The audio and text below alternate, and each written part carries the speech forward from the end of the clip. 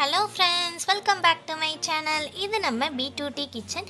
இன்றைக்கி நம்ம immunity boost பண்ணுறதுக்கு 2 டைப்ஸ் ஆஃப் டீ ரெசிபீஸ் பார்க்க போகிறோம். ரொம்பவே டிஃப்ரெண்ட்டான டேஸ்ட்டில், அதுவுமே பார்த்திங்கன்னா ரொம்பவே ஹெல்த்தியாக இருக்கும். நீங்கள் உங்கள் வீட்டில் ட்ரை பண்ணுங்கள். அதுவும் இந்த கொரோனா டைமில் நீங்கள் கண்டிப்பாக நீங்கள் வீட்டில் டெய்லி குடிக்கலாம். ரொம்பவே ஹெல்த்தியான டீ ரெசிபீஸ் தான். மறக்காமல் உங்கள் வீட்டில் ட்ரை பண்ணிட்டு எப்படி இருந்துச்சு அப்படின்னு சொல்லிட்டு உங்கள் எக்ஸ்பீரியன்ஸை மறக்காமல் கீழே கமெண்ட் பண்ணுங்கள். இன்னும் நம்ம சேனலை சப்ஸ்கிரைப் பண்ணலாம், சப்ஸ்கிரைப் பண்ணிடுங்க. பெல் பட்டனை ப்ரெஸ் பண்ணிட்டு ஆலில் செட் பண்ணிடுங்க. வாங்க இப்போ நம்ம வீடியோக்குள்ள போயிட்டு இந்த 2 டீ எப்படி பண்றதுன்னு பார்க்கலாம்.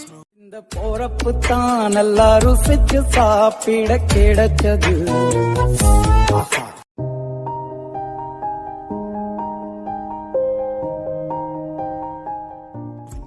ஃபஸ்ட்டு ஒரு பாத்திரத்தை சூடு பண்ணிக்கோங்க. சூடு பண்ணதுக்கப்புறமா 1 கிளாஸ் அளவுக்கு நான் தண்ணி சேர்த்துக்கிறேன்.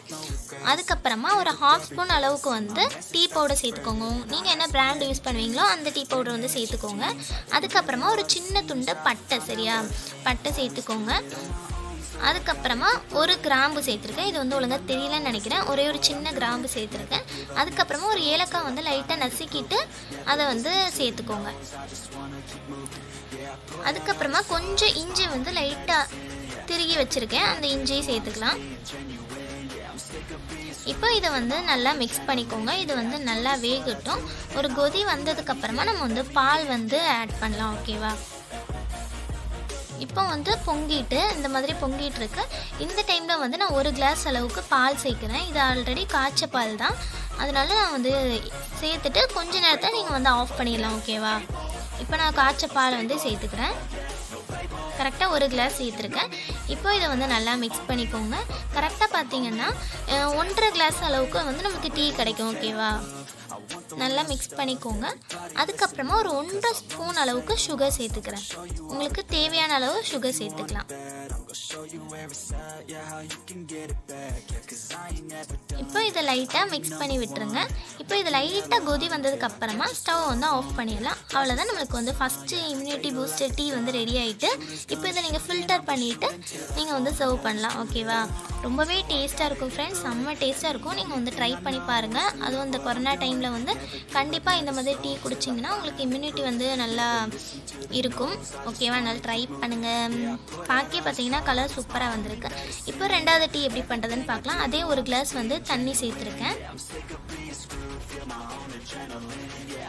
அப்புறமா 1/2 ஸ்பூன் அளவுக்கு டீ பவுடர். இது லைட்டாக மிக்ஸ் பண்ணிக்கோங்க. அப்புறமா துளசி இலை சேர்த்துருக்கேன். ஓகேவா? அது கொஞ்சமாக உங்களுக்கு எவ்வளோ தேவையோ அவ்வளோ சேர்த்துக்கலாம். நான் கொஞ்சோண்டு சேர்த்துருக்கேன் துளசி இலை.